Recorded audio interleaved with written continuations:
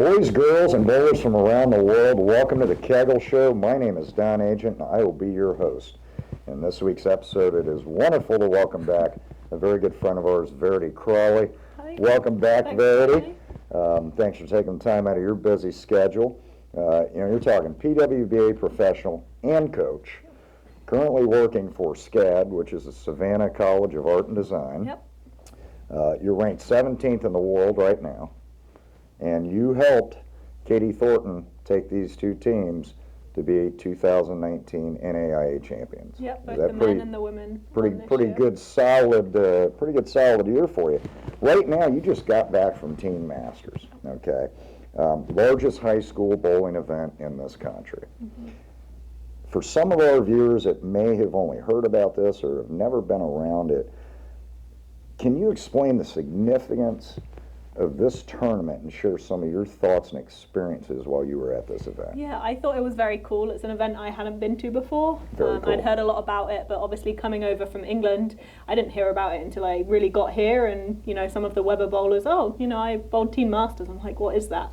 But it's just, there's so many high school bowlers that want to bowl and they get to compete on these lane patterns with 2 bowling balls. They don't get to rock up with 6 bowling balls and throw whatever they want. They get these 2 plastic balls that don't flare, and they have to use their skills in order to bowl on these patterns, which have 6 milliliters of oil. So it's obviously something that they don't normally get to do, and they get to showcase their skills and compete for scholarship, which to me is even cooler because back home we don't have college bowling like we have college bowling in the US. So there's no form of scholarships that you can receive in order to, make your way to college. That's not a thing. So these tournaments like Teen Masters in that aspect I think are really cool. I'll tell you what, I love it. John Davis and all of us at Kegel were huge supporters of this event, both philosophically and through other means that we could help out Gary Beck. I think he's done a tremendous job not only organizing, marketing, and promoting this over the years, but it just seems like it grows every single year. Right. We didn't even have hardly high school bowling when I was in, much less college bowling. So there was no opportunities to compete in events like this. How many kids do you think were there, if you had to guess? So I think there was about 100 girls and 150 boys, I think, which I think they said was a little less than there was last year. Okay. Last year it was in Las Vegas, and I think for a lot of people it was a little easier to get to than being in Fort Lauderdale this year. But Absolutely. Still a very good turnout, and for me, I was there for recruiting purposes, so I got the opportunity to see so many different bowlers from all over the country. Very nice, very nice. Did you ever have anything like this or remotely like this to compete in? No, not at all. We had a junior bowler tour, so you went around and you bowled little tournaments, but it was nothing where everyone came together like this and you even got to bowl on something like that with balls that are provided for you. That was never a thing. That's why I wish that I could go back in time and compete in this event. No doubt. And it showcases a skill, like you said. For some of our viewers that may not be aware, your current house pattern in the United States is going to be anywhere between 22 to 25 milliliters in volume across a lane. They were bowling on basically a quarter of that, which is what we did bowl on back in the early 80s, and when balls didn't flare and we didn't have this, chuck it right and watch it go left type of deal. I love the event. I think, everybody should support that 100%. You going to junior gold? Yep. I'm assuming here? That's another humongous tournament. Yeah. We're talking, that one has close to 4,000. Yeah, that one's unbelievable. We've got, I know there's 8 lanesmen out there, 4 from Kegel that we send out, plus equipment, plus you got 4 being provided from the USBC. Have you ever been to the Junior Gold event? I did. So I went last year recruiting for SCAD again, and that was the first time that I was part of seeing the whole registration and the whole opening ceremony and then staying for the whole event. Previous years I'd been to registration actually when I was at Weber, but I'd never seen the opening ceremony, and even that itself last year I was like, wow, there's the only thing that I found that had come close to that I'd experienced is something like a European Youth Championships where you have the opening ceremony and everyone gets introduced and there's some form of little party, but to have that as a junior bowler I was kind of amazed last year. That's wild. I haven't been to one, but for you to make that statement that was one of the most impressive ones you had been to. I know you've been to ceremonies. I had been to them globally when I've done World Youth and EYCs and some of these other events. Maybe one day they'll get me out of retirement. I'll get to go out there and watch these kids throw the ball here a little bit. Let's shift gears, all right? You just got off of the first leg of the PWBA, all right? How was it personally for you? I'm going to make you evaluate yourself. No, I would say not great. It was a bit of a roller coaster, and I know that obviously always happens with bowling, but I started off the year very good. I felt like, I had a second place finish. I ran the step ladder in the second event of the year. So coming off that, I'm like, okay, this is great. Go to the next event, and I think I finished 15th. And then from there, it just slowly went downhill. Yeah, and I struggled week in and week out. I felt like I was bowling good, and every week I evaluated my performance, and I was like, I actually feel like I bowled good. I feel like I executed my shots, but it just didn't happen. Not carrying, or was there just transition not erratic? Carrying. I think the biggest thing was that I'm splitting so much. So, it's really hard to grind out one of those games where you can't strike when you've got 2 splits a game. Because you can't spare. And then you're already at 180, 170 pace, so you need to find a double somewhere, and I was struggling to find that. So then I went into the US Open, and that was a tough one. The first day of US Open, I went 120 under. I'm like probably 100th place, something ridiculous, and I felt like I'd never thrown the ball as bad as I had at an event like that, but I brought it back and I managed to, still make that cut. I tied for the cut and had to bowl a 1-game roll-off. So that was very cool. So that kind of gave me a little bit more positivity. US Open's not an easy event. It never has, male or female. I mean, US Open is a grueling lane condition. And this year, actually, they changed it to where we got to bowl on 3 different patterns. And then for the cut, there was another pattern. So previous years, we bowled on fresh, burn, and double burn. But this year, they changed it so that we just bowl on 3 different patterns, which I personally really liked. I just didn't bowl very good. Yeah. It's been a rough start to the season, but I'm optimistic looking forward. I still made the elite field.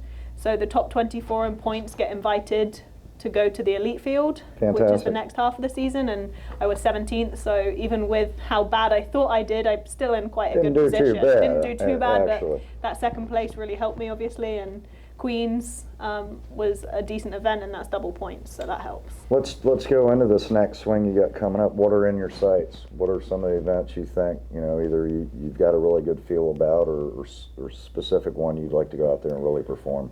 Everyone. I want to perform at everyone. I don't really have one that I'm really looking forward to. Obviously, it's going to be nice to be in Orlando because it's so close to here, and I bowled at Boardwalk quite a lot, but either way, every event, I just want to perform good and execute my shots, and that's it really. I don't have yes, obviously I want to win, but I don't really want to look at the place finishes or the numbers like that. I just want to be happy with how I bowled and make sure that I made the right decisions and execute my shots. It's probably a less stressful strategy from a competitive standpoint. When you go up there and you're like, okay, I have to strike, otherwise I'm not going to make the cut, or when you chase the numbers so much, it makes it a lot harder. That's what I did, and that's bad. That's a bad habit. Sometimes it's okay, but most of the time it's bad when you're chasing the numbers. How about, is there anybody out there specifically on the PWBA tour that you kind of look up to? I mean, there's so many amazing women bowlers right now. I mean, you go from, right now we have Kelly Kulick and Liz Johnson that are full-time on tour, and it's hard not to want to be like them. Obviously, then you go back and you can look at, Leanne Hulsenberg and the older players that are still out there competing with us week in and week out. So there's just too many, I think, to list. But definitely Kelly and Liz are the ones that, because they're there every week, it's kind of like, oh, okay, what are they doing? And very, very great people, both. Liz is a personal favorite of mine specifically. I just got to watch her bowl a little bit more when I was out doing the lanes when I was personally out on tour. You've obviously been at the Kegel Training Center here for the past few days, fine-tuning, doing some practicing.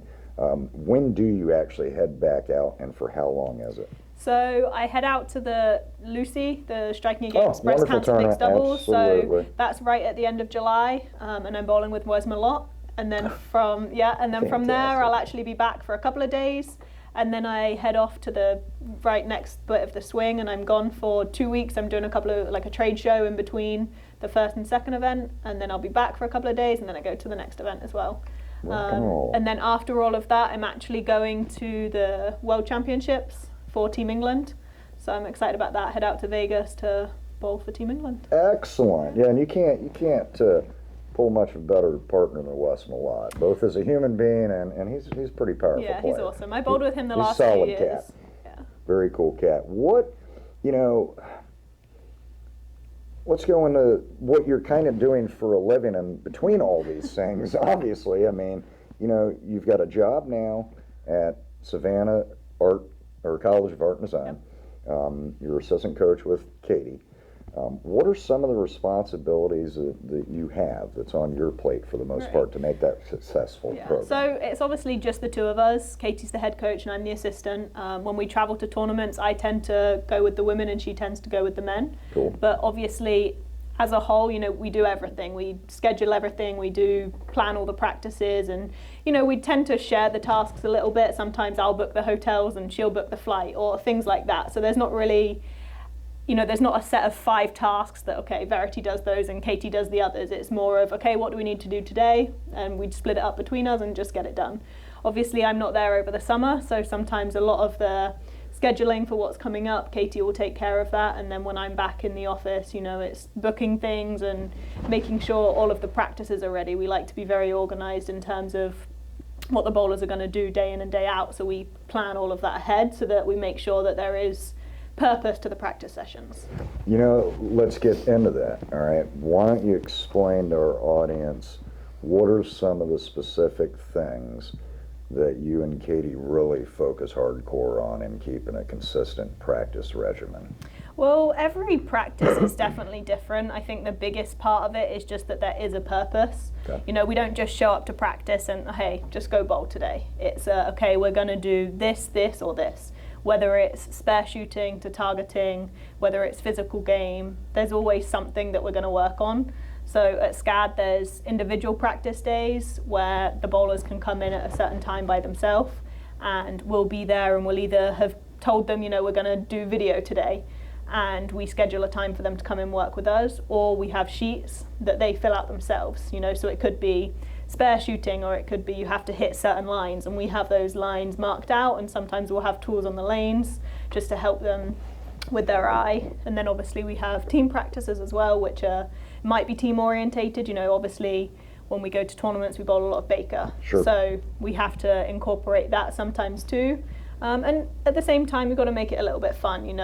They're academically, SCAD's very good, but they also get a lot of work. So sometimes they walk into the bowling centre already stressed. So being able to kind of let off some steam and enjoy the practice a little more just makes it easier for them. We don't want them to hate practice. You got a pretty good family environment there, you think? Yeah, between I think all so. y'all?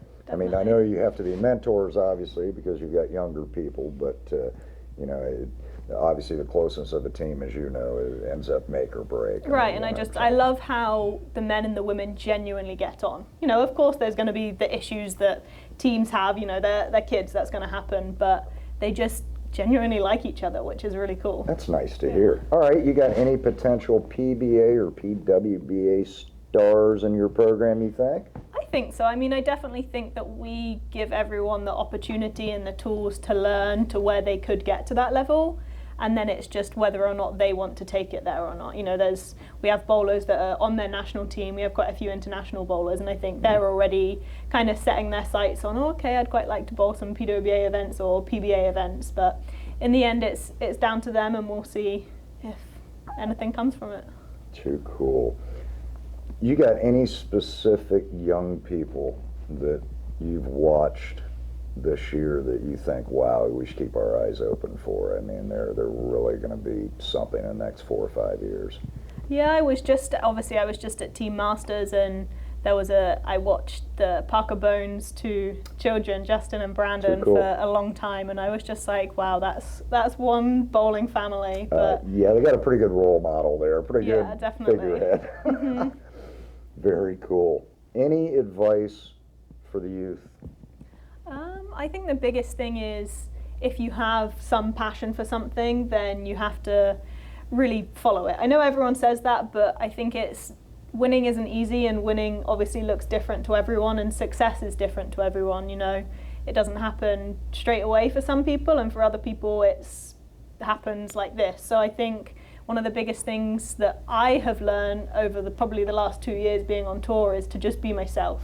you know, stop trying to be somebody else. I'm not going to be Liz Johnson, and I'm not going to be Kelly Kulick. Like, I have to just be Verity Crawley. So I think doing that and just really following your passion is probably the biggest advice that I could give anyone.